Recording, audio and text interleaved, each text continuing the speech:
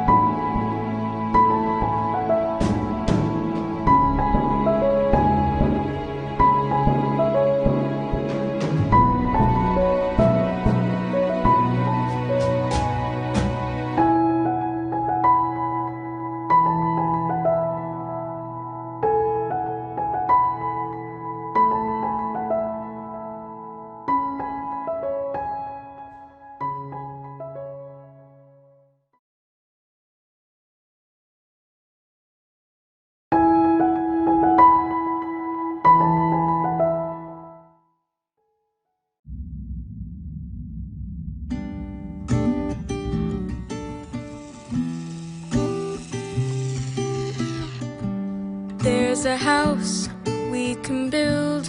Every room inside is filled with things from far away. The special things I compile, each one there to make you smile on a rainy day. They can say it all sounds crazy. They can say we've lost our minds. I don't care if they call us crazy. Run away to a world that we design.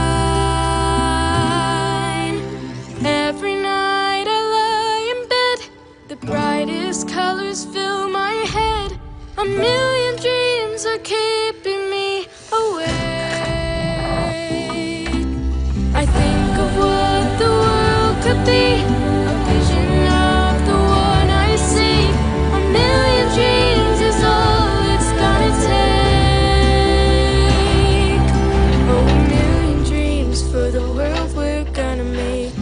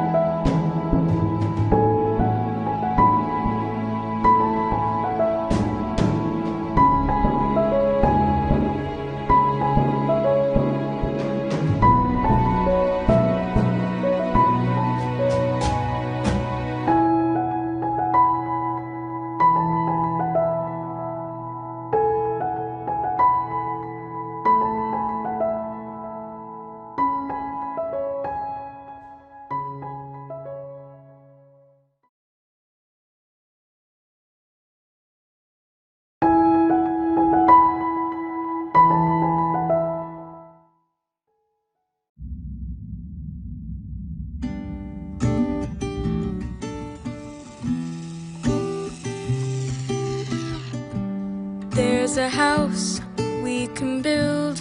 Every room inside is filled with things from far away. The special things I compile, each one there to make you smile on a rainy day. They can say it all sounds crazy. They can say we've lost our minds. I don't care if they call us crazy. Run away to a world that we design. Every night I lie in bed, the brightest colors fill my head. A million dreams are keeping me awake. I think of what the world could be.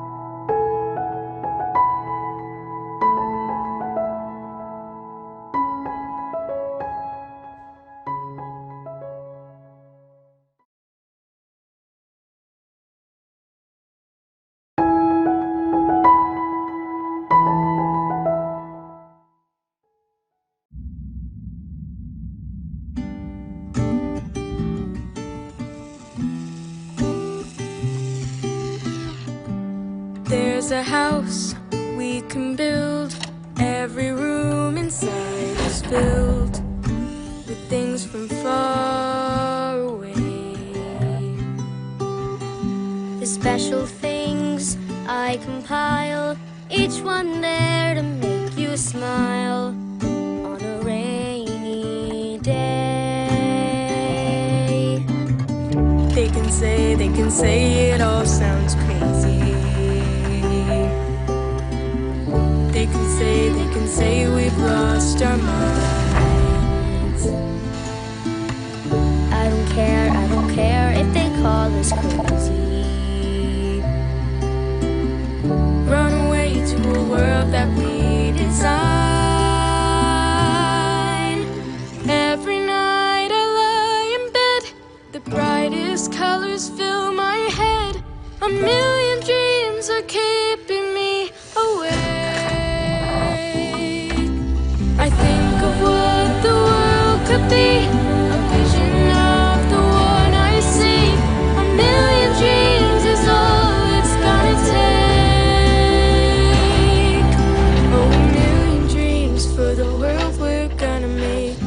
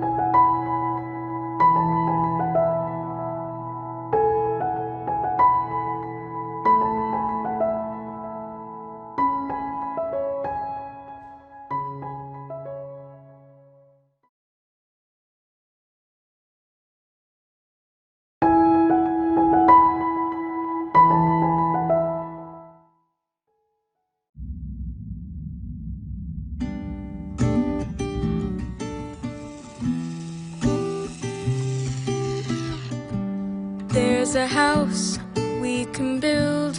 Every room inside is filled with things from far away. The special things I compile, each one.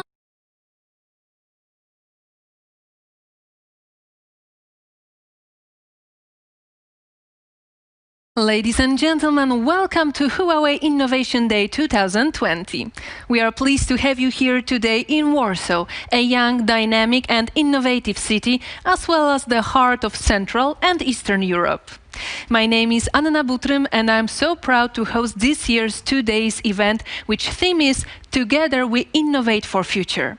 We will focus on talents empowered by technologies and their contribution to the society. We are facing big challenges now, such as COVID, climate change, unbalanced medical and education resources. But on the other hand, we have more talented people than ever who will fight against all odds by the joint efforts. Today, it's my great pleasure to meet global education and innovation stakeholders virtually, including renowned professors, policymakers, business leaders, as well as the startup community. First of all, let's welcome Ms. Catherine Chen, Huawei Corporate Senior Vice President and Director of the Board, to give the opening speech. Ladies and gentlemen, I'm Catherine Chen. This year marks the 8th Huawei European Innovation Day. This is the first time the event has been hosted in Poland, and this is also the first time the event has been hosted online. There is a Chinese poem that says, "Whether we are close or apart, we can still get to know each other like neighbors." Although the pandemic has kept us apart, it has also brought us even closer together. Polish culture is vibrant and has fostered the never-ending pursuit of great achievements. From this country, so many talented people were born. Nicholas Copernicus, Madame Curie, Frederick Chopin, and more than a dozen Nobel winners. Their theories and humanistic thinking have promoted social progress. Today, countries around the world are recognizing that digitalization is the future. The pandemic has accelerated digital and intelligent transformation across industries, but we will need explorers and innovators to build the digital world. Talent will be the foundation and the driving force of these changes, and so the development of talent is now a barrier to achieving digital transformation. According to 2017 estimates from the World Bank, we will need 10 million more ICT talents than we currently have in 10 years' time. We cannot expect everyone to be the next Copernicus or Chopin, but we can nurture the huge numbers of high-end talent that society and industry requires. Today, I would like to take this opportunity to talk about Huawei's talent development philosophy and how we put it into practice. First, we believe that talent must be cultivated in more than just universities. By turning to the corporate world, we can train talent that society and industry needs more efficiently and help translate theoretical research into practice. Take 5G as an example. In 2008, Erdo Erkan, a Turkish professor, published a paper on polo codes. In 2010, Huawei saw the potential of polo codes and had many researchers join Professor Erkan in his studies. In 2018, polo codes became an important part of 5G standards. Today, there are more than 90 million 5G users worldwide. It took about 10 years for 5G to go from an idea to commercial application. Tens of thousands of scientists and engineers from ICT companies around the world have contributed in the process, which in turn has trained more professionals to join the 5G industry. Looking back on history, we see that discoveries and technological inventions in natural science have acted as shining beacons, lighting the way forward and driving progress. As we face the future, we will continue to rely on research from universities to light up our way to the digital society. By the end of 2019, Huawei had worked with 900 universities worldwide. We invest more than $300 million into their research each year and directly sponsor the research of more than 300 professors with no strings attached. Second, Huawei believes that the training ICT talent is a long and arduous process. And so, we need to build an ecosystem to train talent that is based on open collaboration and sharing around the world. Talent and ideas both spring forth from meetings of the minds.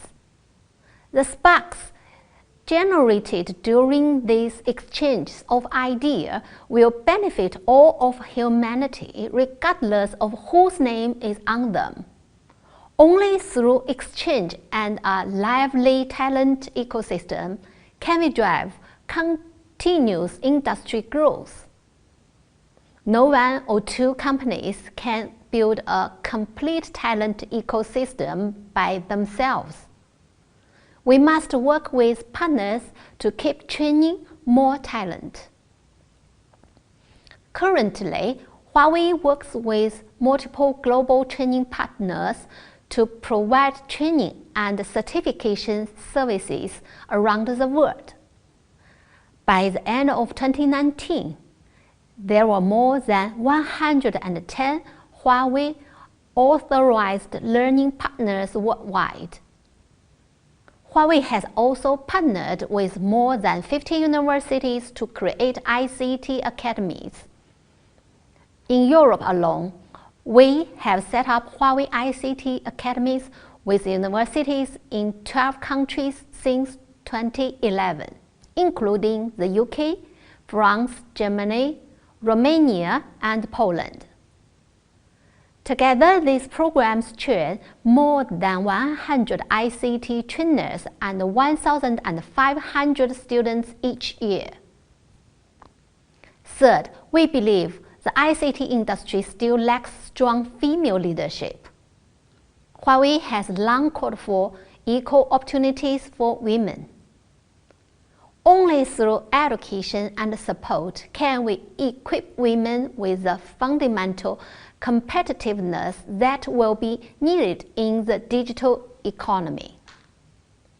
According to the ITU, the ICT industry is still dominated by men in most countries, with women only accounting for 30% of IT technicians, 15% of ICT business managers, and 11% of ICT strategy and planning experts.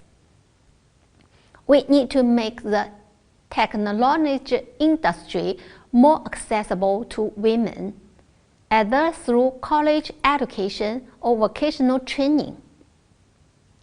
Huawei's Seeds for the Future program was launched in 2008, in part to meet this goal. With a mission to cultivate local ICT talent, more than 30,000 students from over 500 universities across 126 countries have benefited from the program. The Seeds for the Future program has set a goal to increase the representation of women to 40%. Today, we are honored to have several brilliant Polish women here to speak with us. These entrepreneurs will discuss how we can create a better policy environment that will encourage women to join the technology industry and bridge the gender gap in schools and workplaces. At this event, we will also launch a European-wide partnership program to support the innovations made by women. 20 years ago, Huawei opened its first R&D center in Sweden to bring together industry and academia in the pursuit of innovation, marking Huawei's first step into Europe. 20 years later, we now have businesses in all European countries.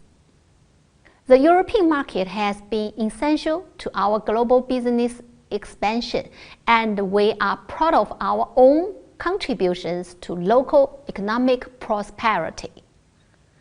Currently, Huawei has more than 13,000 employees and 23 local R&D centers in Europe, and in 2019, Huawei contributed 16.4 billion euros to the EU's GDP. Over the past 20 years, Huawei has become a European company contributing to the development of local ICT industry, creating value and promoting digital ecosystems. Today, despite the challenges brought by COVID-19 and the uncertainties in our macro environment, we are as determined as ever to be in Europe and for Europe. Nicholas Copernicus said, "It is my loving duty to seek the truth in all things, insofar as God has granted that to human reason." Mankind's need to explore the future is eternal. Scientific and technological innovation benefit the whole world and all mankind. As the Polish saying goes, it is better to ask the way than to go astray. I think Huawei Innovation Day is a place where we can ask each other for directions. Together, we innovate for the future. This year, Huawei European Innovation Day will be held in multiple countries, and so I look forward to your continued participation in our dialogues and discussions. Thank you. Thank you, Ms. Chen. Talent is the cornerstone not only for technology leadership, but also for the competence of the whole country. Next, let's welcome Mr. Michał Boni, Member of European Parliament, former Minister of Administration and Digitization, to give us insights on global and European digital challenges. Dear guests, dear friends, thank you very much for invitation for this Innovation Day organized by Huawei. I think it's crucial when we are discussing about global and European challenges at the digital area, and at the same time want to establish the talent strategy for Poland. Why those digital challenges are so important at that time? The President of the European Commission, Ursula von der Leyen, expressed very strongly that the incoming decade will be digital decade. And there are three reasons of the importance of those digital challenges. Firstly, the fast development of artificial intelligence, which is crucial for the future, and there are many different attitudes all over the world. In ASEAN countries, in Pacific countries, there is a full support for artificial intelligence development. But in Europe, this is a rather combination of attitudes who are pro artificial intelligence development, as in Sweden, 60% people are thinking that this is a very good thing to develop artificial intelligence, and only 24% that this is the bad thing. And in France, this is a different situation. 47 people are saying that this is not good to develop artificial intelligence, and only 37 that it is a good thing. In Poland, 28% of people are against the development of artificial intelligence with many threats and fears, and 38% of people are looking at the development of artificial intelligence with hopes and are ready to adapt. The second issue, which is important for these digital challenges visible now in the current situation all over the world, is acceleration of the digital development regarding to the coronavirus 19. It's clear we experienced completely new phenomena: home working, home learning, home participation in many services. There are many new services, contents, and products, and they are drivers for the future digital development. And of course, if we want to continue it, and this is necessary, we need to ensure the most adequate infrastructure development, 5G in the future, on the one hand, and on the other, to make much more adjusted to the new requirements, legal and institutional framework when we are discussing about European Union. And the third issue, which is important, this is related to geopolitical challenges. It is visible how important is stronger competition, and it's normal also at the digital area. But when the United States is announcing some kind of digital Cold War, so I think it is a danger. So we need to understand how to behave under those circumstances. The response to the digital challenges described very briefly by me are important, of course, for Europe, for Central Eastern European countries, and for Poland. In Poland, and we can move to the first slide, we are lagging behind. This is Digital Economy and Society Index, multidimensional. It's related to connectivity, to the quality of human capital, to the use of internet services, and integration of digital technology done by enterprises, and also the development of digital public services. And we are not leaders. We are not Finland, Sweden, Denmark, Netherlands. So there are many aspects of those digital tools and instruments and areas for future development. When we are looking at the next slide on public services, of course we are at a little better position, but we need to develop those digital public services because it is crucial for better communication and transparency in relations between citizens and all kinds of authorities from local to the governmental. When we are looking at the open data, which is also the key aspect of the digital development, in the next slide, I think that we are at the better position, and we need to develop it because it's important for citizens and also for business, because accessibility of open data can be the background for preparation of some new services using digital tools by also small enterprises. But when at the next slide we see that using of digital tools by enterprises in Poland is very low. 60% are using those instruments at the very low level, only 30% at the low, and 10% are using digital tools and instruments at the high level. So this is a real problem and challenge, and we need to change it if we want to catch up the digital development. Of course, we can observe many fantastic achievements there are many great Polish IT companies. There are many startups ready to address blockchain offers to many sectors and many businesses. There is a development of e-commerce services.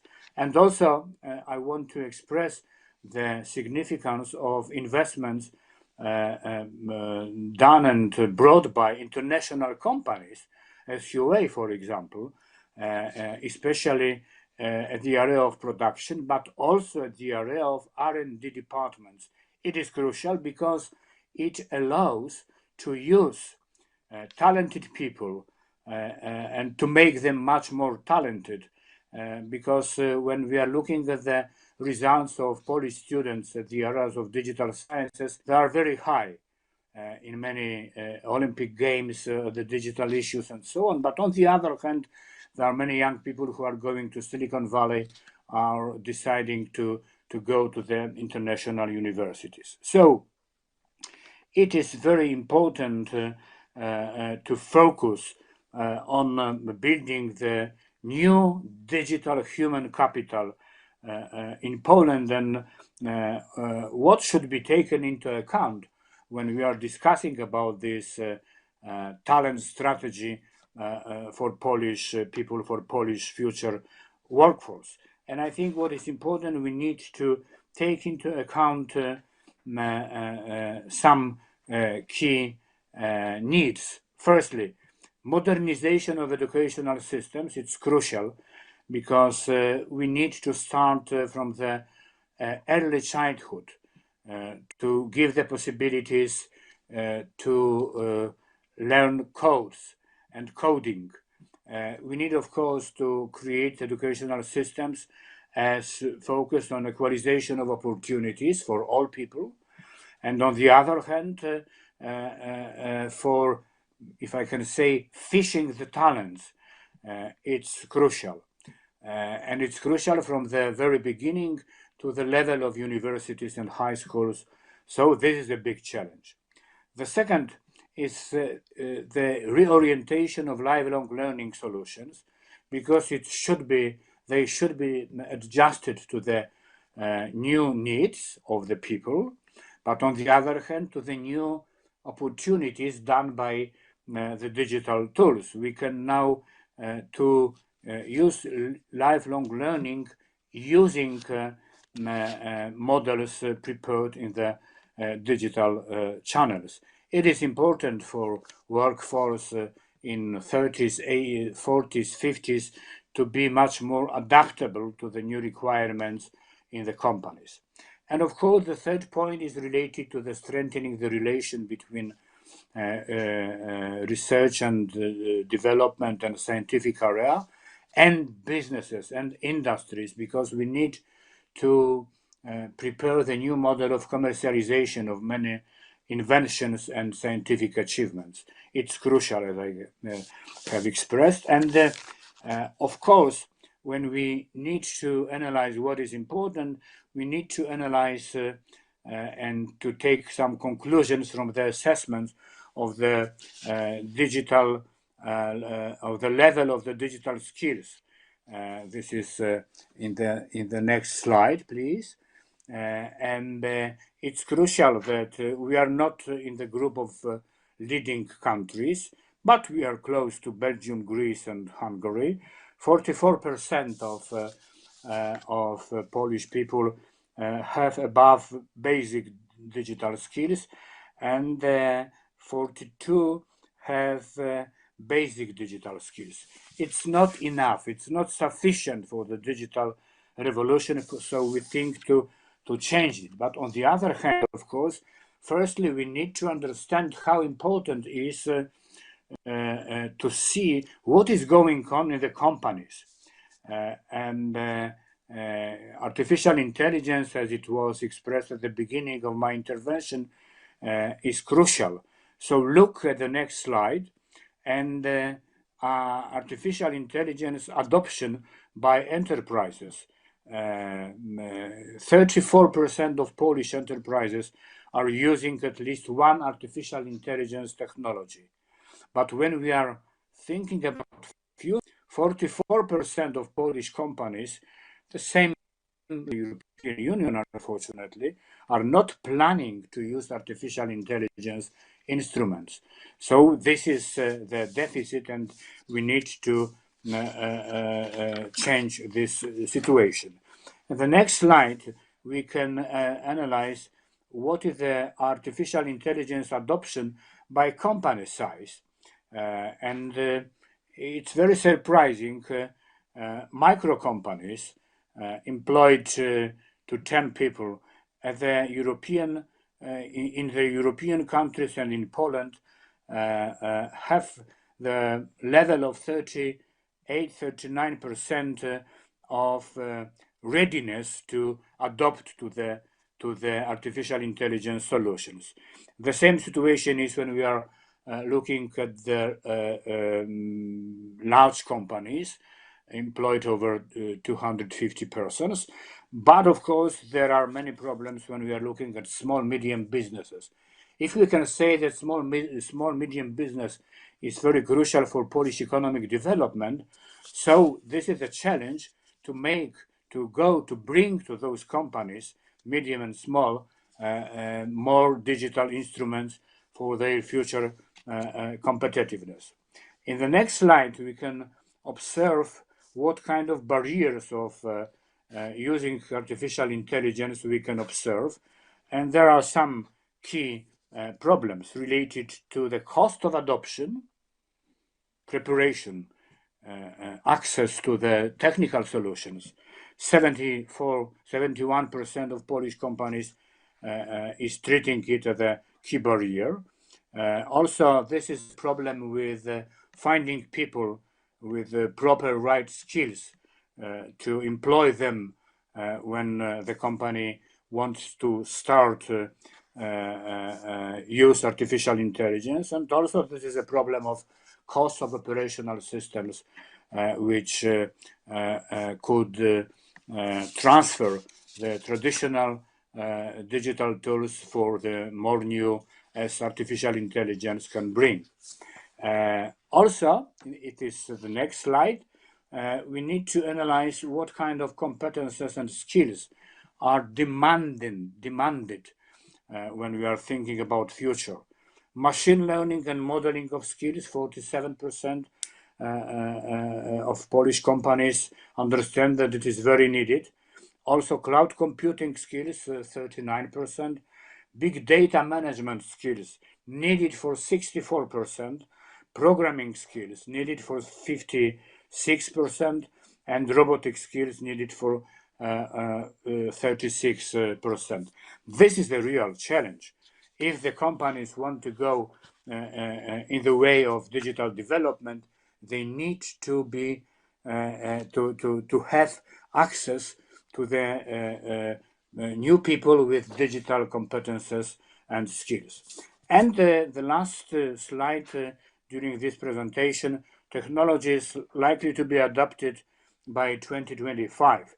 It is clear that in this perspective, the cloud computing will play the meaningful role. And on the other hand, encryption and cybersecurity.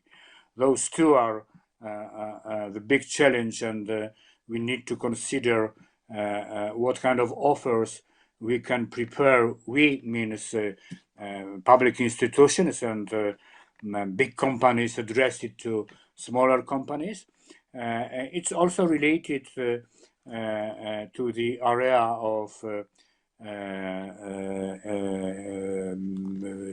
using robots, non-humanoid, and also many new issues related to the blockchain.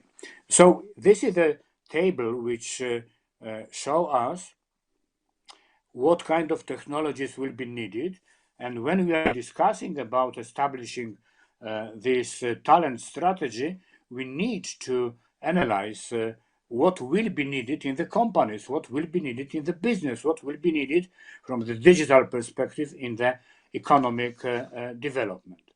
And those information and those picture of the situation, landscape of the situation should be taken into account when we want to start with establishing talent strategy.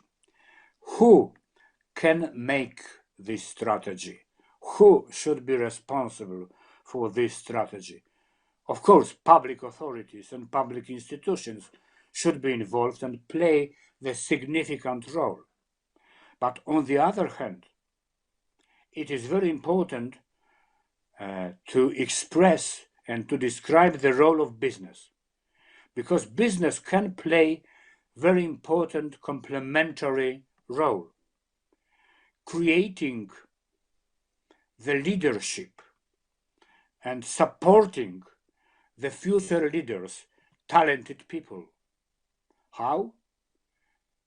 In the educational system, we can indicate some talents, we can support them. But talented people very often require practicing, and practicing is possible in the companies. So if we want to have real talented people, also as the leaders in the future and for the future, we need to be much more open in companies for supporting them. And if I can say at the end of this intervention of this speech, creating the leadership for future leaders, talented leaders. Thank you very much. Thank you, Mr. Boni. We are entering a world in which everything is connected, sensing and intelligent. A better world for us all. Here I would like to welcome Mr. Zhang Tao, Director of the UNESCO Institute for Information Technologies in Education, to talk about talent strategy of a digital world for the next decade. Dear Ms. Kasarina, distinguished colleagues and friends, greetings from UNESCO Institute for Information Technologies in Education, IITE. I'm very pleased to participate in the Innovation Day Europe, representing UNESCO IITE as a partner of Huawei for this event. First of all, I'd like to congratulate Ms. Kasarina and her team for organizing this important event in very challenging and difficult time when the second wave of COVID is hitting Europe, is hitting the world. This is a moment we need to stay together, stand firmly together, shoulder by shoulder, heart to heart. This is the moment we need innovation so that we can have more efficient and collective response to the pandemic. So I very much appreciate the effort of Huawei colleagues in making this event happening timely, and UNESCO IITE is very happy to be part of it. Huawei is a very close partner with UNESCO, not just with my institute, IITE, but with the UNESCO organization.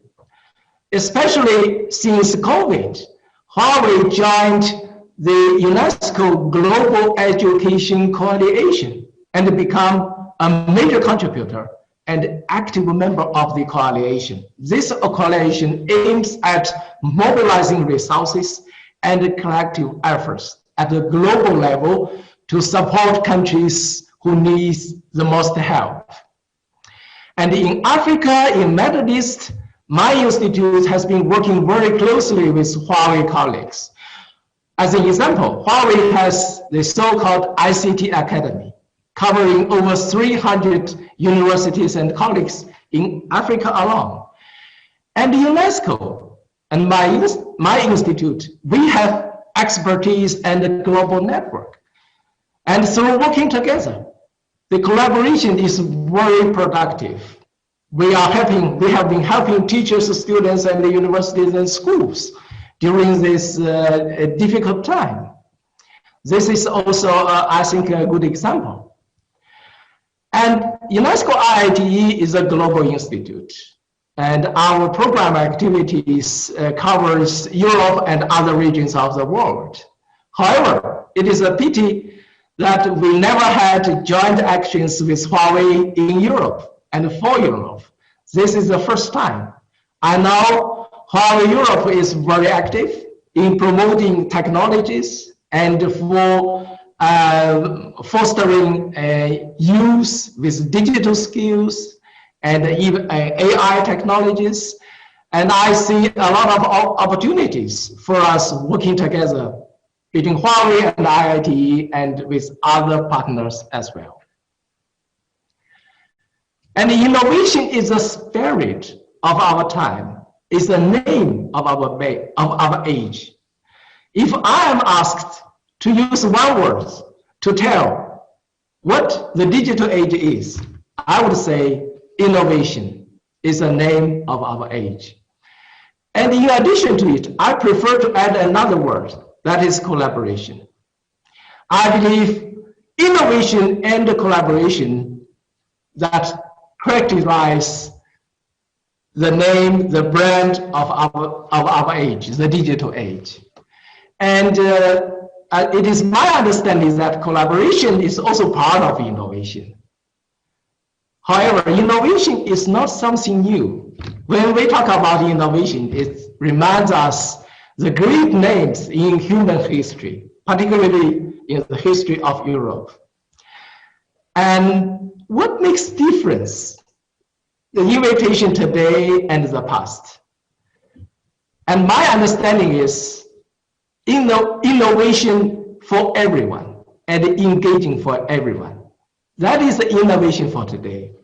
That is only possible thanks to the power of digital and advanced information technology.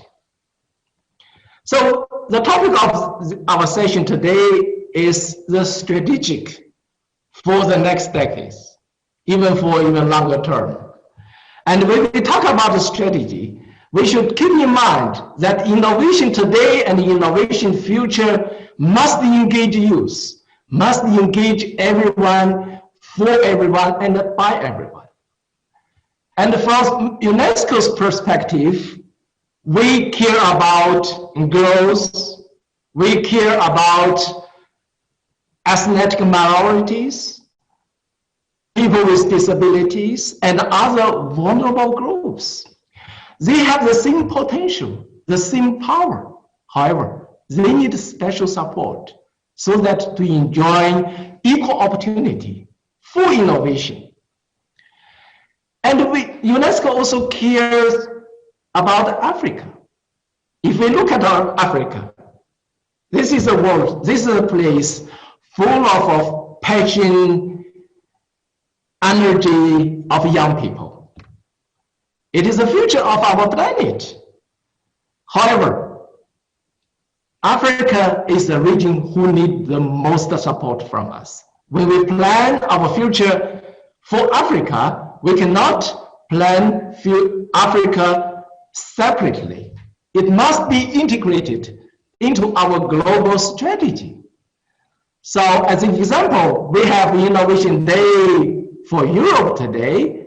And as far as I know, Huawei also have Innovation Day for Africa.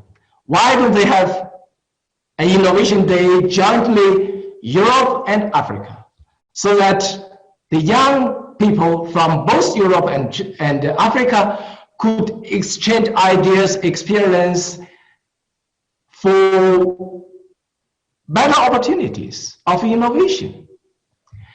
And these are just examples. And UNESCO, as a global organization of UN, its mission and value is peace and sustainable development. So we also care about the value of innovation. So as innovation is reshaping our society today, I mean, not just education, but our economy and the way of our life and thinking. As innovation will be reshaping our future. So innovation must be led or guided by our shared value. We must recognize the opportunities, but also the key challenges when we talk about innovation. So we need platforms like this to share our views, ideas, and concerns so that we can work collectively with our shared power, shared value for a better future. So I couldn't wait for another year to join Huawei and colleagues for another debate or discussion. I believe and I hope innovation is a topic for us, for everyone, not just on Innovation Day, but every day. So let me congratulate Huawei colleagues and with a great success of this event. And I'm looking forward to working together more closely with Huawei and partners from Europe as well. Thank you very much. Thank you, Mr. Zhang. Indeed, the talent strategy, especially in the era of AI, became the top concern of each country. Is AI a threat or a help? What education should be prepared for talents in the future? Today, it's our great honor to have a special guest, the mogul of computer science, Jan Madej, Professor Emeritus of University of Warsaw, to share with us his opinion. Good morning. It is my honor and pleasure to share with you some thoughts about the current situation with education because of the artificial intelligence era, artificial intelligence which is really surrounding us. We can spend hours on talking about each of those cases which I mentioned here, games, robots, Internet of Things, etc. However, we have no time for that. Let me make one comment yet. Namely, if we think about a driverless car, who will be punished if such a car causes an accident? Who will be guilty? The producer, the owner, the software producer? Many, many questions. And the same relates to basically all other areas of artificial intelligence. Let us, however, concentrate on, first of all, how has all it started?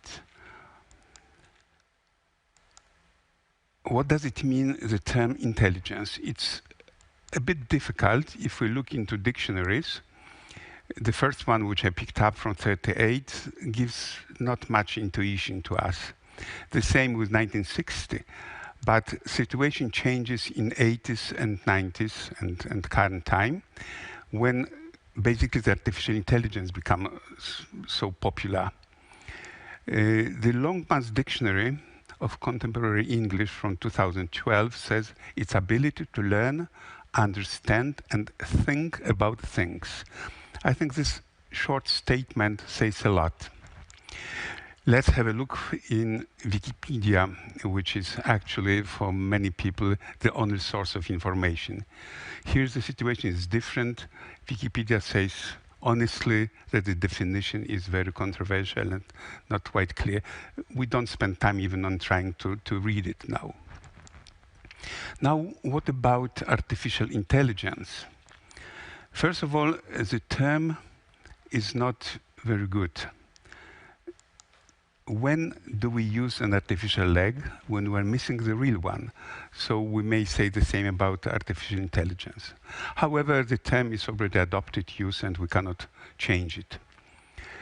In the Longsman Dictionary, the definition of artificial intelligence is quite good, I would say. However, look at the very last part of the definition. Namely, the computers should do should do things like think and make decisions. Make decisions, it's obvious, but to think, it's about controversial again.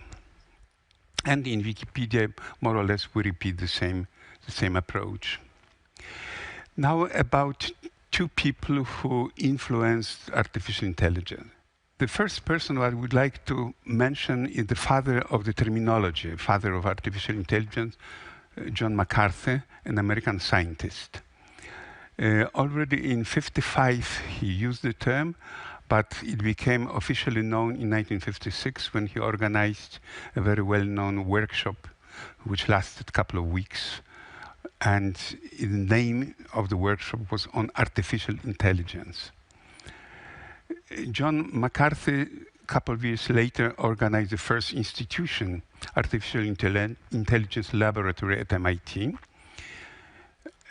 In 61, 2 years later, he had a vision. He had a vision of the current time. In 62, he split with Minsky and opened another laboratory, this time in California, in Stanford. But for me, very important year is 1966.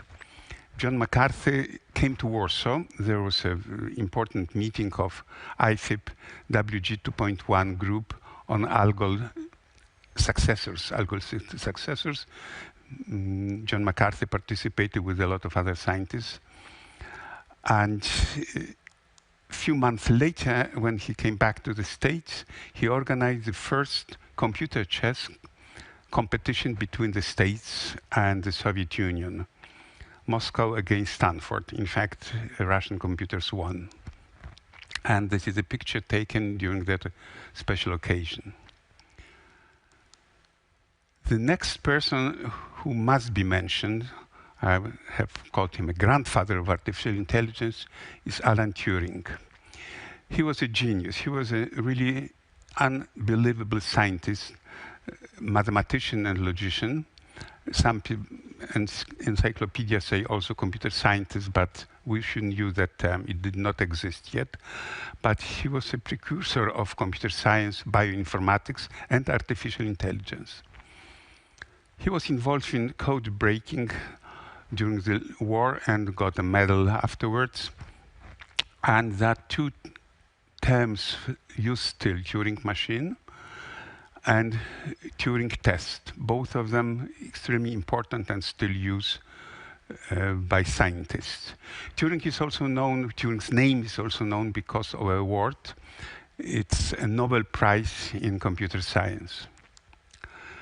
Turing unfortunately passed away in 1954 from cyanide poisoning, which was a result of his homosexual treatment he got. He was forced to use chemical treatment. Officially, it was a suicide. His mother never accepted the fact that it was a suicide. Half an apple was found with cyanide close to his bed. In 2009, there was official apology by the Prime Minister for what they did to Turing, and the Queen Elizabeth also gave him a pardon in 2013. Turing influenced, as I mentioned, everything, the whole computer science, bioinformatics, and artificial intelligence. Now let's come back to the main question. Whom, what, and how should we teach in the current circumstances, with artificial intelligence being around us, as we already know? The question whom the answer is very simple. Everybody, everyone. There is no doubt about it. We should teach from kindergarten to retirement and beyond. In the past, when you got an education, you often would stop after school or high school or university and perform certain job. Now we know we have to learn our whole life.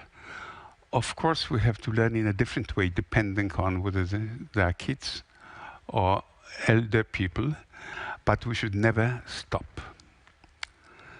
The other question is, what should we learn? Here the situation is, for me, also quite clear. It's such a term, computational thinking. What does it mean? In very few words, we have to think precisely. We have to learn to think precisely. We have to learn some logic. We have to learn some algorithms and some programming. Depending on the age, depending on education, of course, programming would be different.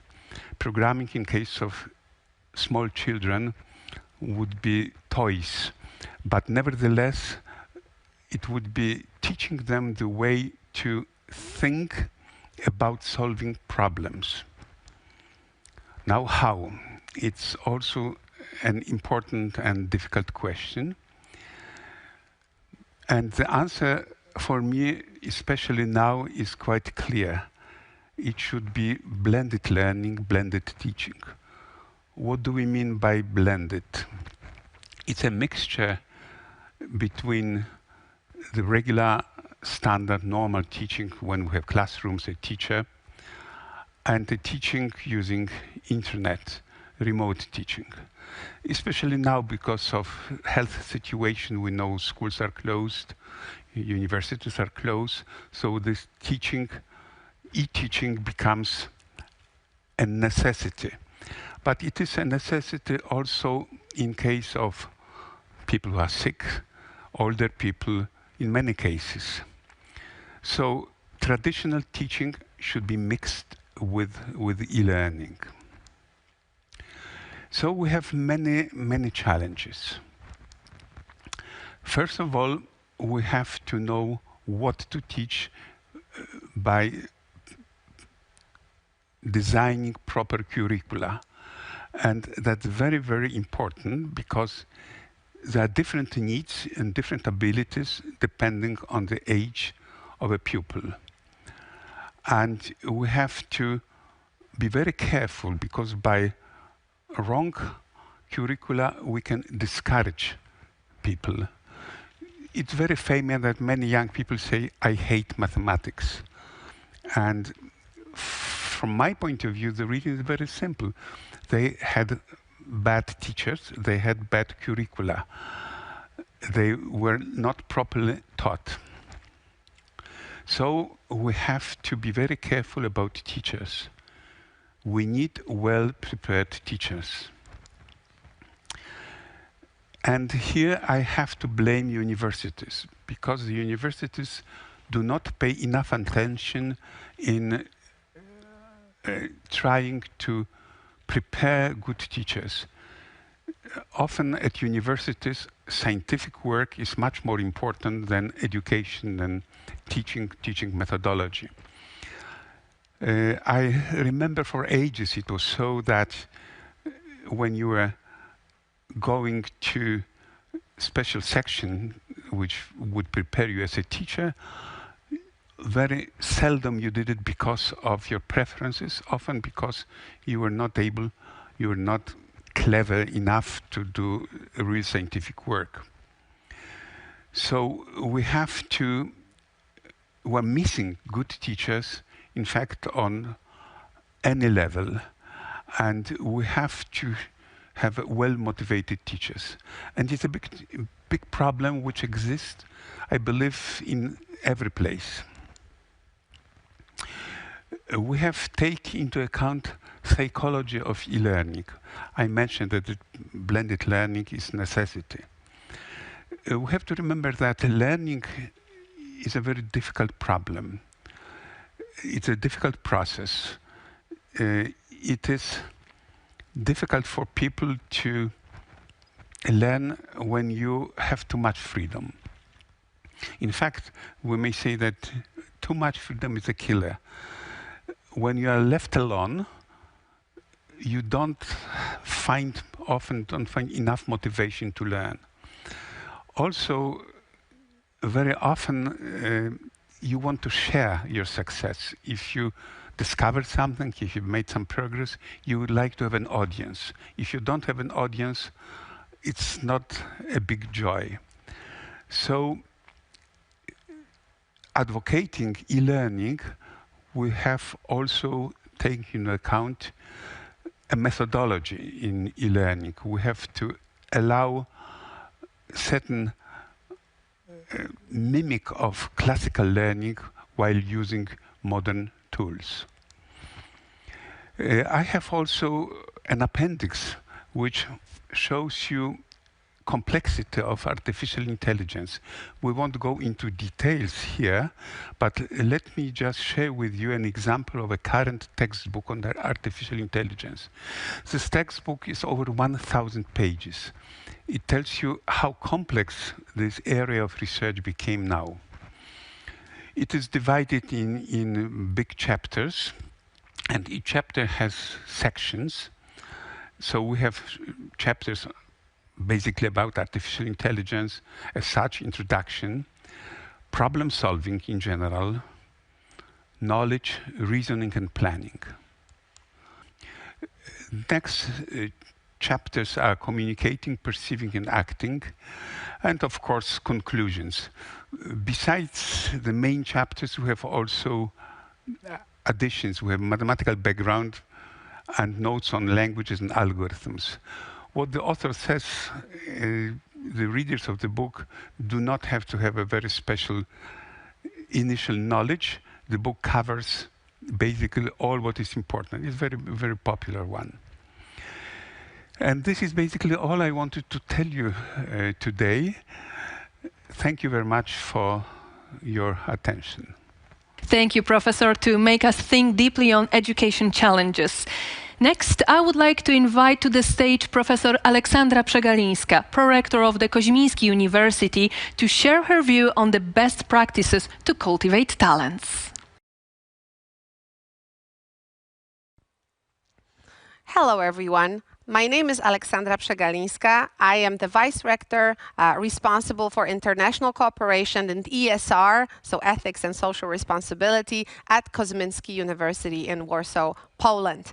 I am also a specialist working in artificial intelligence, specializing in natural language processing and human-machine interaction.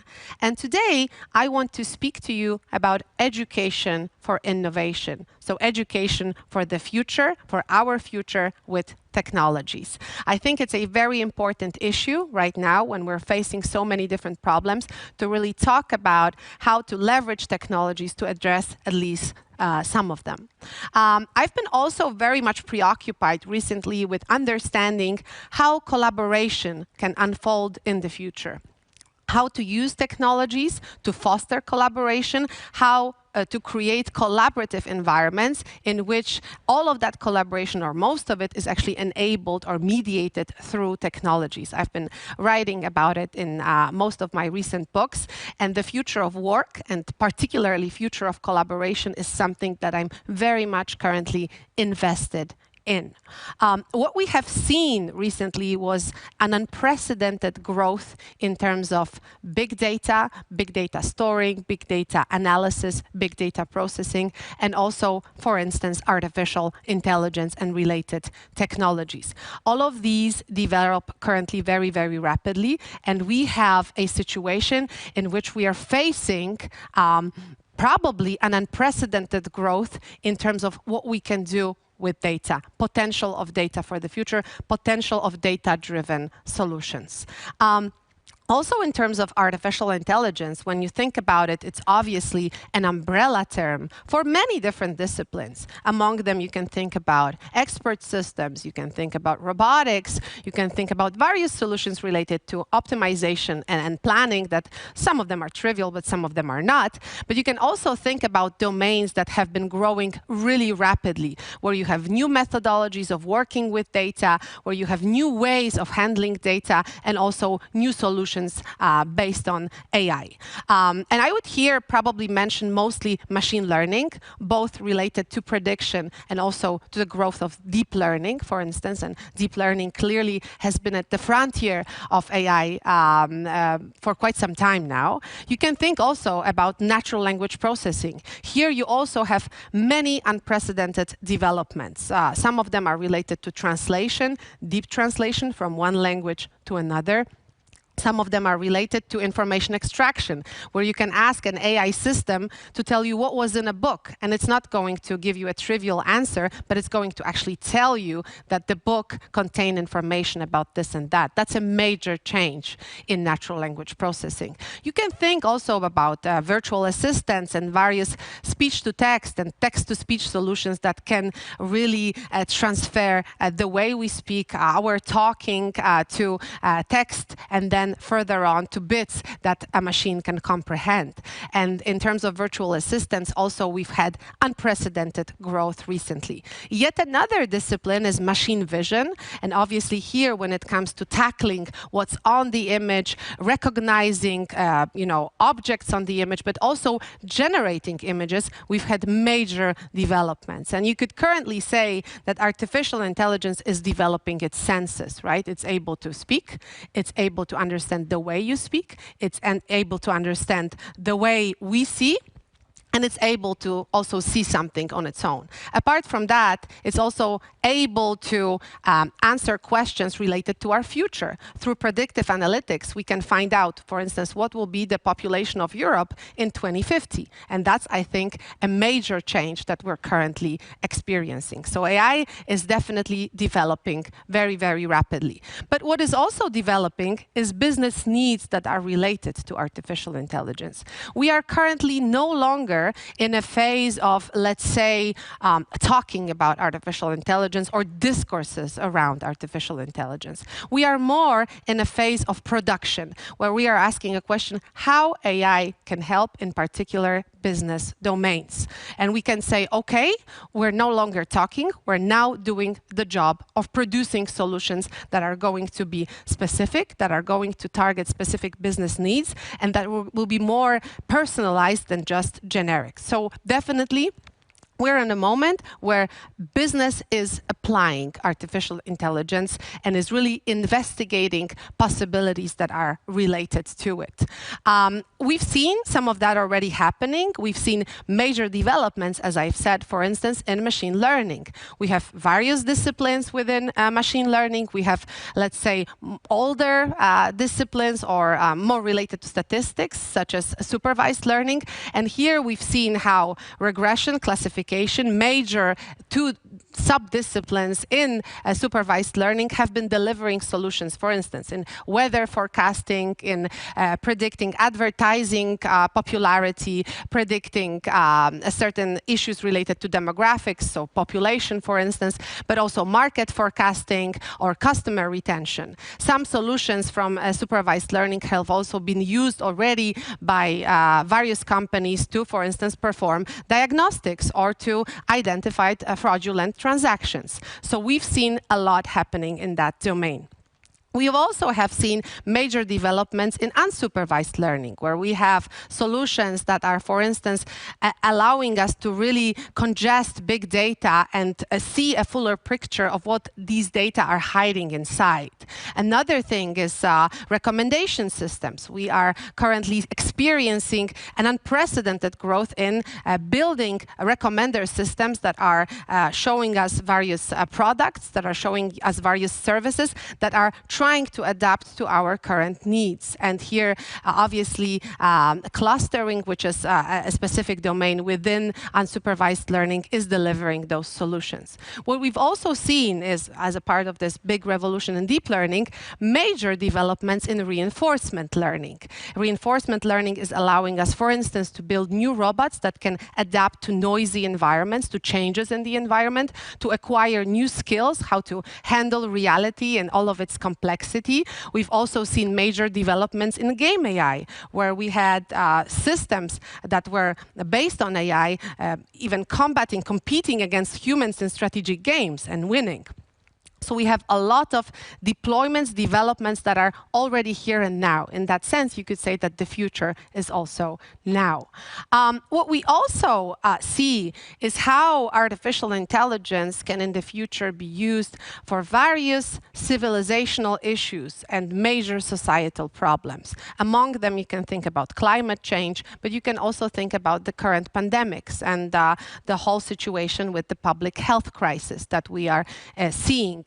United Nations has composed Sustainable Development Goals, and many of these goals can be solved or co-solved with the usage of technology. Those that are related to climate, those that are related to housing, to agriculture, to food for everyone, and reducing hunger. Many of these issues can be solved through handling various types of data and making data-driven decisions. So I do believe that we are now in a time where technology is serving common good goals. So in that context, we can ask ourselves a question: what skills do organizations need? And that brings us to the issue of education. So what is it that the market, that the world is looking for in terms of skills related to technology and to fostering innovation? We can definitely say that one thing that is very much needed is talent pool. We need talents, we need data specialists. Many companies that are native to technological developments, that are at the frontier, that are pioneering technologies, are saying that they do not have enough specialists. And indeed, university education, higher education, has to address that somehow, that this talent pool is too low to really keep up with certain promises that technology bears. That's one thing. Yet another thing is related to alliances in terms of artificial intelligence and various technology developments. You need alliances between universities, research institutions. You need alliances between businesses, cross-business alliances. You also need alliances between NGOs and universities. And what we also need is leadership in technology. We are seeing currently a situation in which technology becomes really strategic, and you need leaders that will be able to address it somehow in the future. Not just specialists that will tackle certain problems on a technical level, but leadership that can take the usage of technology to the next level. That's also very much our need.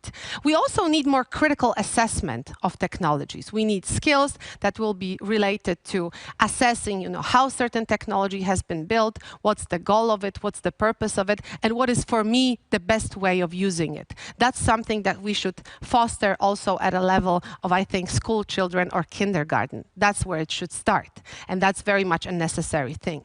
Now, yet another thing is more technology foresight. We need to start planning and seeing far-fetched consequences of technologies that are developed today. We need to think about planning for the future and envisage future of certain technologies and us with those technologies in 2050 or 2060. That's very much a basic need that we currently have to really gear up for the future and to prepare different scenarios of how the future can unfold. In the context of that, I have to say that at Kosminski University, we have developed a program that is called Artificial Intelligence and Management, where we are trying to bridge business and management with AI.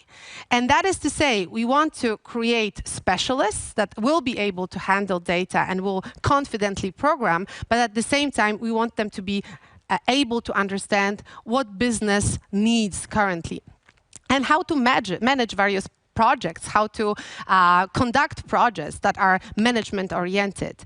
And in that context, I think we need more education that will bridge technologies with other domains. Pharmacy, history, biology, these are all disciplines that can benefit from artificial intelligence, and you do not need to produce specialists that will just work in the field of technology. You need specialists that will be able to take technology to different domains and try to apply it there to solve various problems. And that's a very important need that we're currently seeing. That's something that still remains undisposed. We don't have that many cross-disciplinary, interdisciplinary projects that could bridge technology with other domains. And this is something that we need to address in terms of agriculture, in terms of logistics, in terms of education, in terms of the legal sector, retail sector, financial sector, and quite obviously medical sector.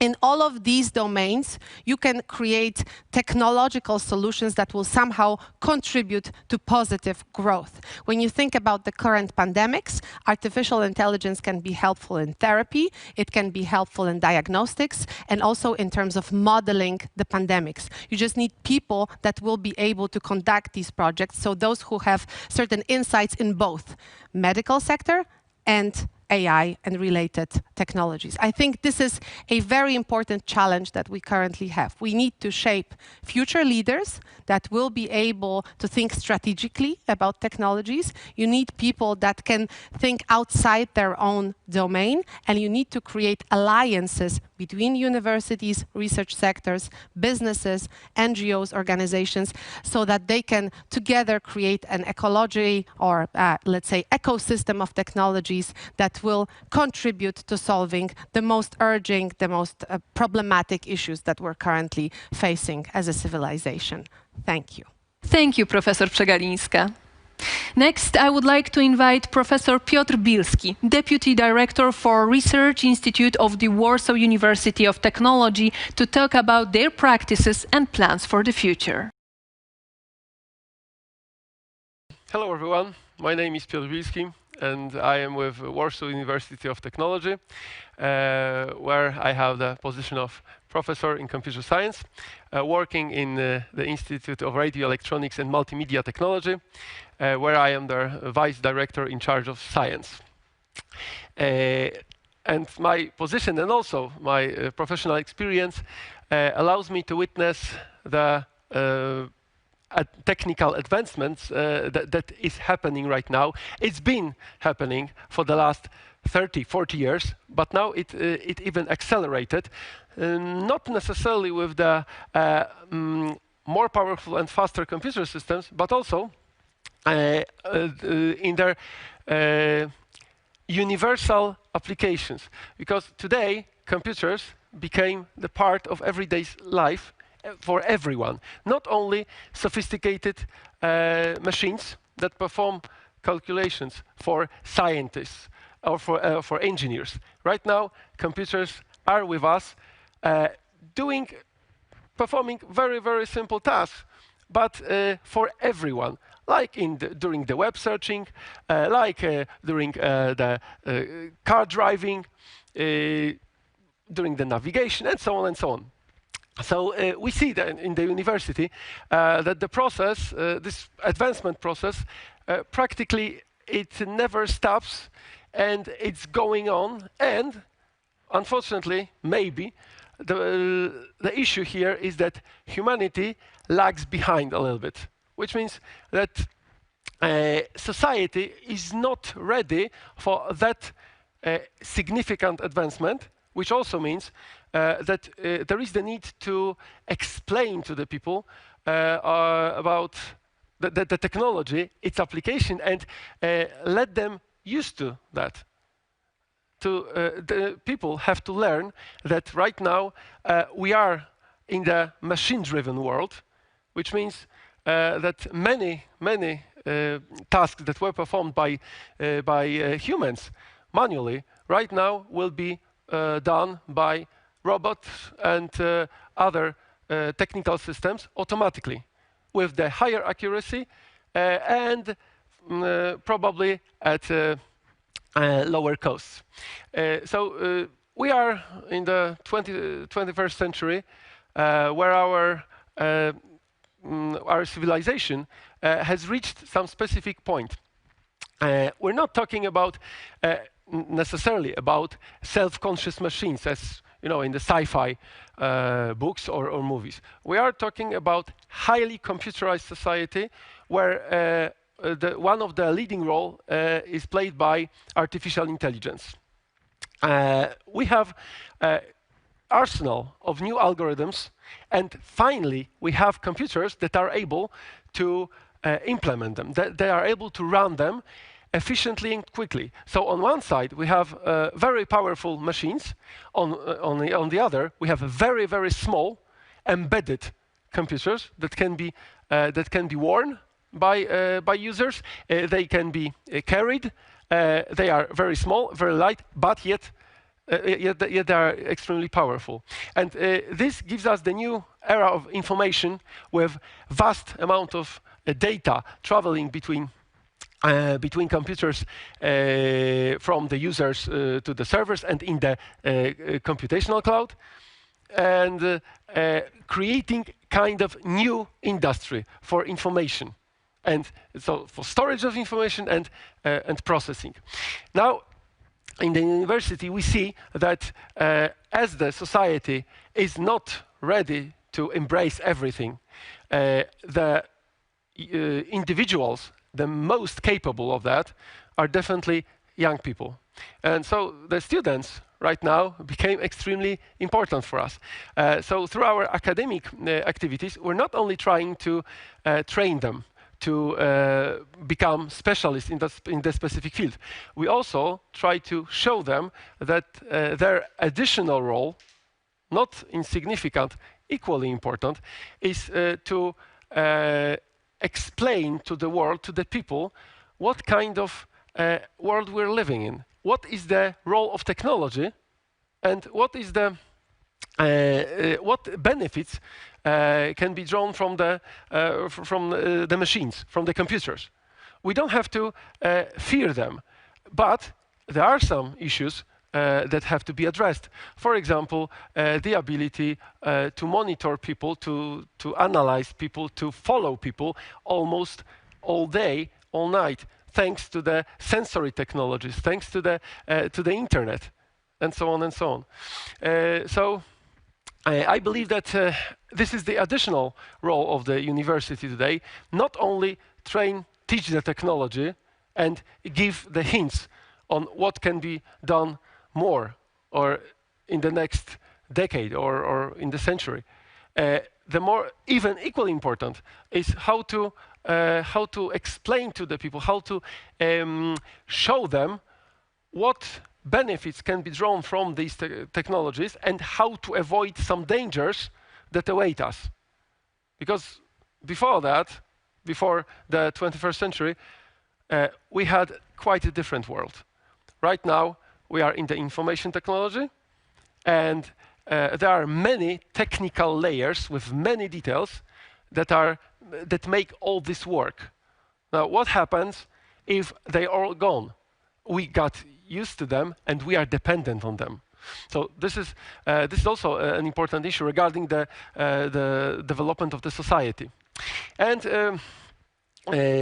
I've mentioned the hardware advancements. I have to mention the software advancements, because hardware plus software gives us the new quality that was not possible to obtain 20 years ago. And I remember being a student, I've been in touch with very different technologies that we have today. So that's how it's growing so fast. It's so important that we understand how to use them. And this leads us to the cooperation between the university and other universities, not only national, but also international cooperation. This is very important. And also, maybe even more important regarding technical universities, is the cooperation with the companies. Such companies as Huawei, where we can mutually benefit from the exchange of not only the hardware and software, but also the exchange of information, exchange of experience. So actually, I have to say that we have very high hopes in such a cooperation. So we hope that we will be able not only to solve some specific problems of the modern society in the environmental sciences, maybe in the construction sciences, in IT, but also we'll be able to bind ourselves with the outside world. So the cooperation with such companies will give us more push for and knowledge about how also can we use the technologies that we are training ourselves and our students. Thank you so much. Science and technology not only bring intelligent lifestyle, but also undertake more social responsibilities. For example, telemedicine played an important role during the pandemic. Therefore, now I would like to invite Mr. Grzegorz Śladowski, business owner of Data Expert, to give us a case study of how AI-powered diagnosis could help the hospital in Kraków. Hello, my name is Grzegorz Śladowski and I'm the Vice CEO and co-owner of Data Experts company.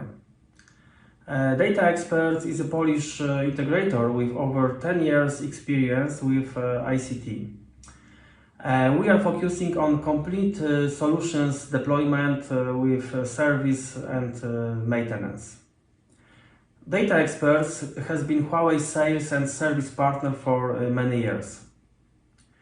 This year, Data Experts have signed a distributor agreement with E2 Healthcare company.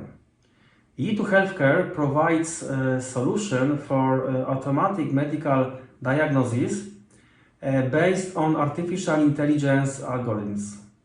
Key point is that over 1 million source CT images were used during the AI algorithms development. That's why this software is so effective and its accuracy is over 95%. Offered solution accelerates the diagnosis process of different medical areas like pneumonia screening, including COVID-19 diagnosis, lung cancer screening, breast cancer screening, and children's growth and development, so-called children-born aging. This year, Data Experts has provided first pilot deployment of COVID-19 diagnosis based on E2 Healthcare software, accelerated with Huawei Atlas AI solution. Diagnosis was done using lung CT images. Deployment was provided at Krakow University Hospital, one of the biggest and most modern hospital in Poland. Deployed solution allows to detect and differentiate lung changes based on tomographic images by connecting directly to a tomograph or PACS. After the patient examination, the tomograph or PACS send the images to the E2 system, which automatically begins the analysis and diagnosis. The information obtained supports doctors in the diagnosis and assessment of the dynamics of changes during the treatment process. Test results were very positive. Feedback was that this software with high accuracy differentiates milky glass lung changes characteristic for atypical and viral inflammations, including COVID-19, from changes in the type of densification and consolidation in the course of bronchopneumonia. The deployed solution reduces the traditional time of manual work of doctors from a few hours to a few minutes. This enables precise treatment and significantly increases its effectiveness. The assessment of the severity of pneumonia classifies the change as mild, moderate, or critical. And in addition, the software can identify the radiological signs of infectious lung damage in the form of milky glass or pleural effusion. The system also automatically compares the current CT scans results of a given patient with his or her historical CT image to verify changes in pneumonia.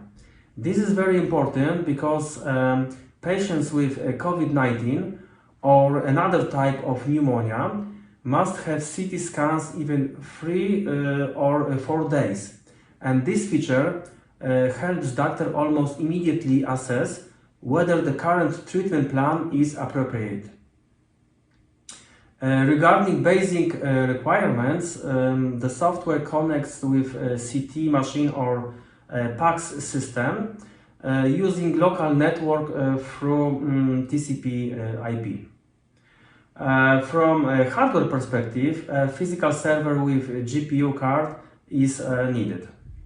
In general, the system is very easy to use and easy to learn. Any radiologist or clinical doctor can use this system without any difficulty.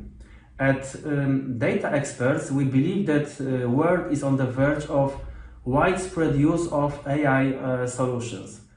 And for example, healthcare is such area where specialists can be supported with artificial intelligence, thereby increasing the quality and availability of services for the benefit of society as a whole. If you are interested in AI solution for medicine, we are open for cooperation. We are ready to share our knowledge and experience, so feel free to contact us. Thank you for your time and patience. Bye-bye. Thank you, Mr. Śladowski. COVID tears us apart and isolates us, but technology brings us closer. November is the month of Digital Museum, and today we are excited to have Professor Łukasz Gaweł, the director of the National Museum in Warsaw, to share his vision of Digital Museum. Dzień dobry Państwu, nazywam się Łukasz Gaweł i pełnię obowiązki dyrektora Muzeum Narodowego w Warszawie. Z mojej perspektywy oczywiście najważniejszego muzeum w Polsce, ale prawda jest też taka, że jest to najważniejsze muzeum w Polsce. Powstało w 1862 roku i dla wszystkich gości z zagranicy ta data jest abstrakcyjna. Dla nas nie, bo wtedy nie było państwa polskiego. Muzeum Narodowe powstało w czasach, kiedy nie istniała Polska. I wtedy uświadomiliśmy sobie, jak ważna jest sztuka, jak dużo daje nam sztuka, jak wiele możemy zrozumieć dzięki sztuce, jak ważna jest w kontekście naszego dziedzictwa kulturowego, ale też naszej tożsamości. Ten budynek, który Państwo widzicie za mną na zdjęciu, powstał dopiero przed II wojną światową. Przez całe lata gromadziliśmy nasze zbiory w różnych obiektach w Warszawie i przez całe lata rzesze muzealników dbały o to, żeby te prawie 900 000 zbiorów dotrwało do dnia dzisiejszego. Teraz jesteśmy w zupełnie innym momencie. Muzea znowu się zmieniają, ale teraz potrzebujemy do współpracy specjalistów z dziedzin, których nawet nie podejrzewaliśmy, że są nam potrzebne. Od pewnego czasu trwa w Polsce proces digitalizacji, cyfryzacji. Nasze zbiory stają się coraz bezpieczniejsze przez to, że mamy bardzo gęste skany, reprodukcje obiektów, które gromadzimy w magazynach. Ale potrzebny jest następny krok. Potrzebny jest potężny partner technologiczny, który da nam technologię zmieniającą nie tylko bezpieczeństwo zbiorów, ale również możliwość gromadzenia tych zbiorów w przestrzeni wirtualnej. Dlatego współpraca z Huawei dla nas jest tak istotna. To jest partner, który zapewnia nam technologię, do której żadna publiczna instytucja nie będzie miała dostępu, dlatego że nie ma tego know-how, a ta technologia przychodzi dla nas z innego świata. Równie dobrze mogłaby być z kosmosu. Jeżeli połączymy siły, możemy zrobić to, co widzicie Państwo teraz z tyłu. To jest nasz pierwszy wspólny projekt, wystawa 3D. No właśnie, wystawę, która pokazuje to, o czym mówiłem. Polska siła obrazu. To są najpiękniejsze, najważniejsze i najbardziej niezwykłe dzieła malarstwa polskiego, sztuki polskiej, mówiące o tym, o czym powiedziałem, mówiące o budowaniu ducha narodu, cokolwiek to znaczy, o budowaniu przestrzeni tożsamości, o budowaniu naszej przestrzeni symbolicznej, o pokazywaniu nam tak naprawdę, za czym tęsknimy. To są niezwykłe dzieła, teraz jest szczególnie trudny czas dla wszystkich na świecie, nie tylko dla naszego muzeum. Wszystkie muzea przeżywają to samo. Dzięki współpracy z Huawei'em mogliśmy zaprosić naszych gości na wystawę, której nie mogą odwiedzić rzeczywistości. Możecie przyjść do nas i tak jak Państwo widzicie na ekranie, po prostu chodzić po kolejnych salach, a dzięki doskonałej technologii widzicie dzieła sztuki naprawdę w świetnej jakości. To, co widzicie teraz, a przed chwilą widzieliście, jest szczególnie mi bliskie. Ja pochodzę z Krakowa, to były widoki na Kopiec Stanisława Wyspiańskiego. Normalnie musielibyście do nas przyjść i wierzymy, że do nas przyjdziecie. To też trzeba powiedzieć. Technologia nie zastąpi muzeum. Zawsze kontakt z dziełem sztuki będzie najważniejszy, ale technologia może nam pomóc lepiej poznać te dzieła, może pozwolić przygotować się do wizyty w muzeum, albo może pomóc zrozumieć wizytę po tym, jak już wrócimy do domu. Możemy zobaczyć powiększenia dzieł sztuki, których normalnie na żywo nie zobaczymy. Wszystko to daje nam partnerstwo z Huawei, dlatego dla nas ten dzień jest tak ważny. Proszę Państwa, ta współpraca nie byłaby możliwa, gdybyśmy nie spotkali na swojej drodze człowieka, który rozumie zarówno sztukę, jak i technologię. Dlatego współpraca z Huawei, reprezentowanym przez pana dyrektora Ryszarda Chorudyńskiego, jest dla nas tak ważna i cieszymy się, że jesteśmy razem. Dzień dobry. We are very happy to be here. We are very happy to start the partnership with the National Museum in Warsaw, especially working with this exhibition, which shows Polish history on the paintings. Huawei mission is to bring connectivity to everyone and to bring the digital benefits for everyone. Thus, it is even more important for us that we are able to cooperate with the National Museum and to bring the benefits of and the satisfaction of looking at on the exhibition to the people that cannot come to the museum, especially now during the COVID time. Just to assure our cooperation and kind of kick off it, I would like to provide Mr. Director. Thank you very much. Kind of check, which shows we'll start our partnership just now, but it's not the last project, it's just the first step. Thank you very much. I really believe that's the start of our cooperation. The Huawei technology is the future of our museum. Thank you. Thank you very much. Thank you. Thank you. Thank you, gentlemen, for demonstrating the exciting 3D virtual tour of the National Museum. Aiming to meet the requirement of ICT talents, Huawei runs ICT Academy program since 2013. February this year, a bigger commitment has been set to develop 2 million ICT professionals over the next 5 years globally. Here I would like to welcome the representatives of the first university that joined ICT Academy program, Professor Mariusz Głąbowski, PhD, DSc Vice Dean for Research of Poznań Technical University, and Mr. Paweł Śniatała, PhD, DSc Vice Rector for International Cooperation of Poznań Technical University, to share their experience on talent development.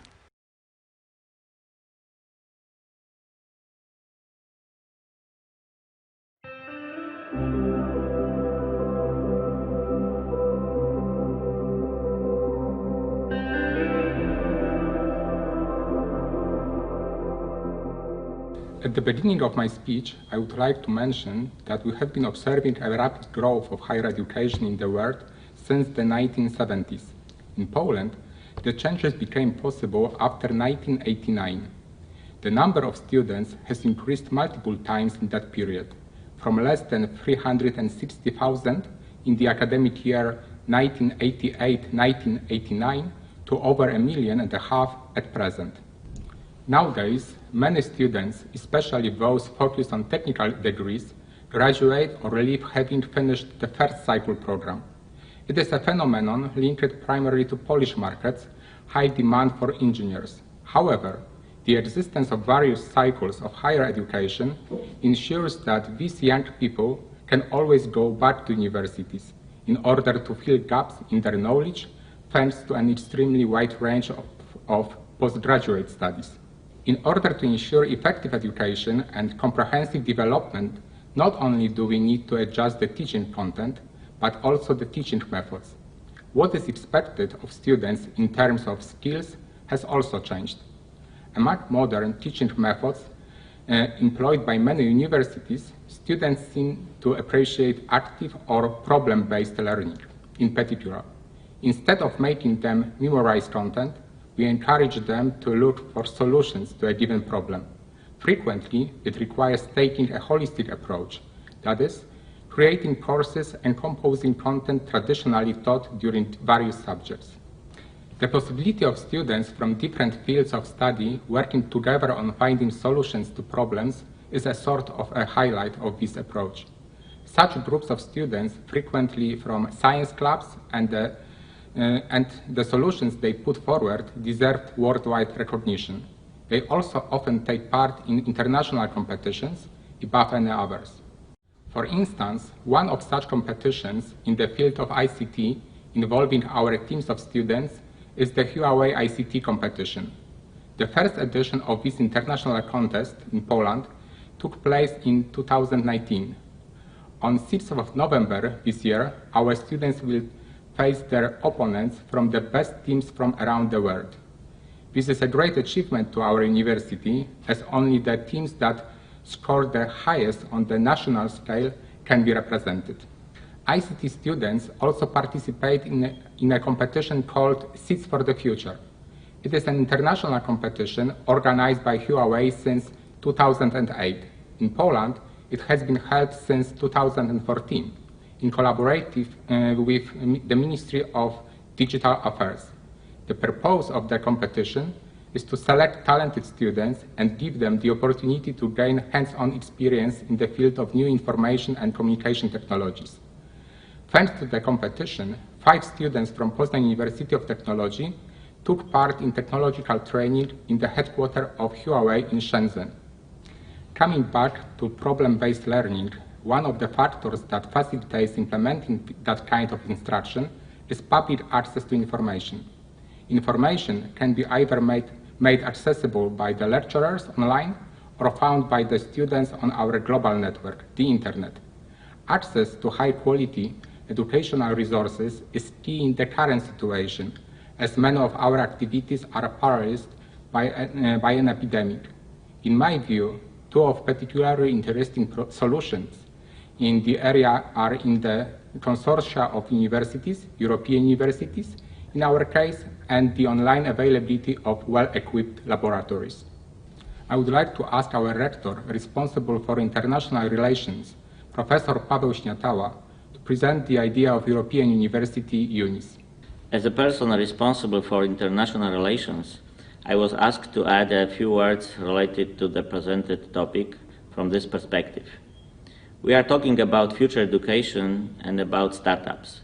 It's obvious that the new ideas, education, business, do not stop at country borders. Nowadays, students can take their education in different places, including abroad.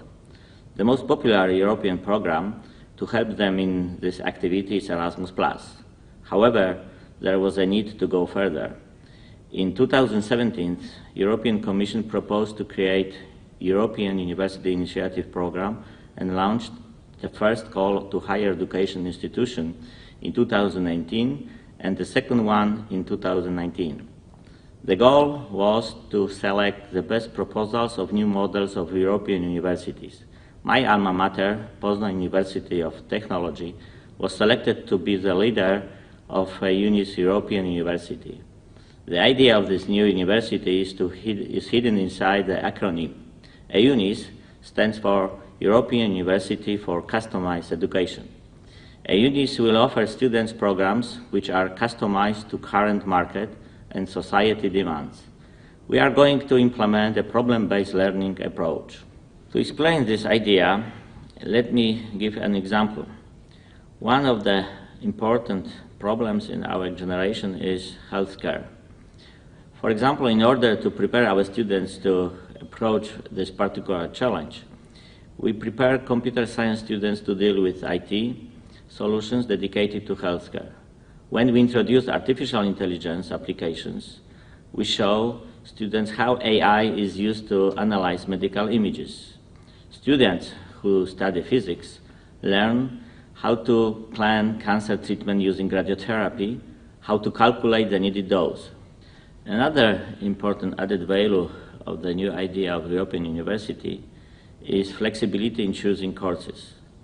Students can take their courses in different universities, so they can select the place where the best specialists are and where the needed resources are.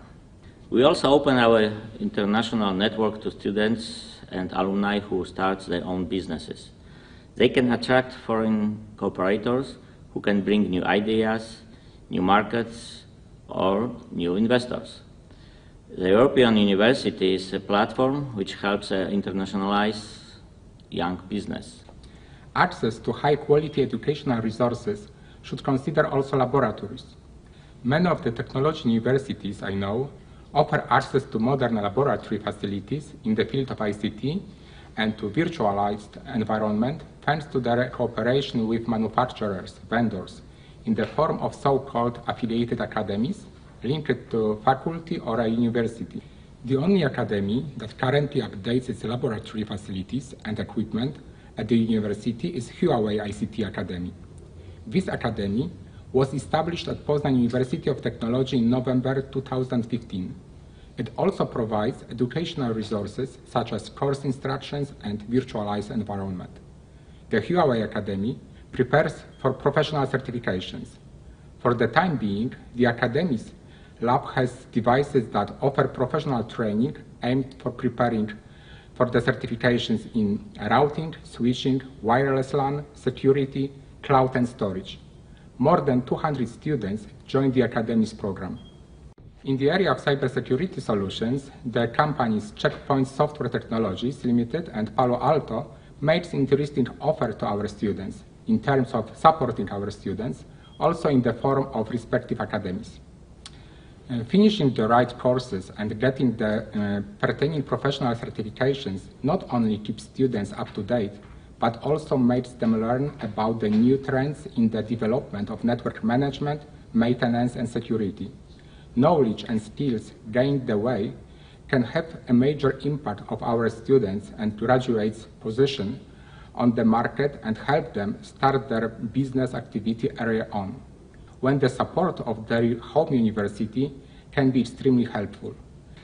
In conclusion, I believe that combining the current teaching content, modern teaching methods, the cooperation with other universities and ICT solutions providers, as well as the support at this stage of setting up their business activity, are the key elements that modern universities, which educate in broadly defined ICT, should offer their students. Thank you very much for your attention. Thank you, gentlemen. Next, I would like to invite Mr. Marco Hsu, Senior Director of Public Affairs and Communication, CE and Nordic Region Huawei, to announce the future plan. Ladies and gentlemen, welcome to launch of Huawei CE and Nordic ICT Academy Program 2.0. My name is Marco Hsu, Director of the Public Affairs and Communication, Huawei CE and Nordic Region. Before announce this program 2.0, I will summarize what we've done before in this ICT Academy. Huawei, in the past 20 years in Europe, we are not just provide the best solution and contribution to our partners and customers, but also cooperating with the academies to develop the ICT talent. Until, in the last 5 years, we have certified over 900 academies, 1,500 instructors, over 60,000 students globally. This year, because of the pandemic, make our life is more challenge. This academy is also, is more difficult to be implemented. Even in this difficult situation, over 40 top universities in our region certified Huawei ICT Academy. More than 2,000 students is certified through this program. Now I would like to introduce what will be the new in this ICT Academy Program 2.0. First, we will invest $5 million in the next 5 years to certify more than 1,000 teachers and train over 10,000 students. This program, the first new is about the course. The course will be openly cooperated between Huawei and the local academies. All the courses will be shared and localized. Second thing is about all the courses will be remotely accessible by the instructors. So all the teachers can get this information in advance. Also get the suggestion from the experts from both Huawei and this industry to get the latest knowledge. The third one is about everything online and based on the cloud. So the instructors and also the students get all the information from the cloud platform. So they can get the information immediately. The last one is we will also support the students for the incentives.